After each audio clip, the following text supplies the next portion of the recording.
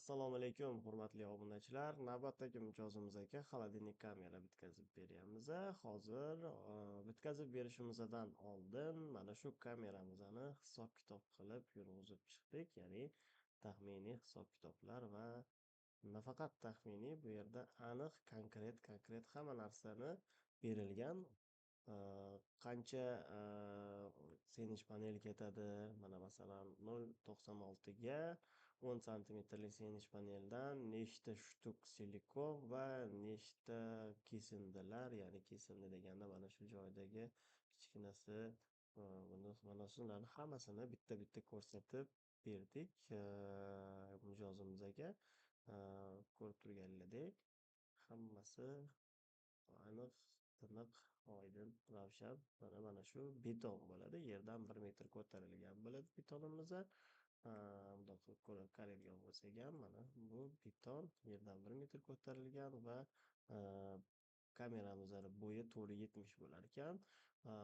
U joyda mana shu polностью naves bor. Qurib qo'yilgan. Уже qurib qo'yilgan navesni tagiga qurib berilyapti va u navesni ustunlari bor ekan. Mana shu ustunlari bo'ladi. Mana shu ustunlarni xalaqit qilmasligi uchun biza qanaqa, ya'ni kameramiz bitgandan keyin qanaqa holatda bo'lishi kerakligini ko'rsatib qo'ydik. Ko'rishdi hozir. Xudo xolasa mijozimizga yoqdi degan umiddamiz. Kamerani ichini bir chekkadan ko'ramiz. Ko'rib turganlaridek kameramizni ichi mana shunaqa bo'ladi. Kirsak mana koridor bo'ladi.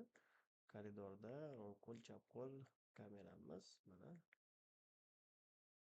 ko'rib ko'rishingiz mumkin. Xo'sh, bu ustunlari bo'ladi mana bu ustunlari va yana bu yoqqa chiqamiz. Bu silikon kamera, bez ustun, bezinchi u mana shunaqa. Mana shu tepaga vok o'rnatamiz. Yaqinda vok o'rnatib beriladi va u yoqda esa xolodilnikka agregati orqa tomonda bo'ladi. Xolodilnikimizni agregatini orqa tomondan qo'yishadi. Mana shu joylari bo'sh ekan. Mana shu joyga bitta, ikkita agregat qo'yiladi. Ikkita o'nli agregat hisob-kitob qilganmiz.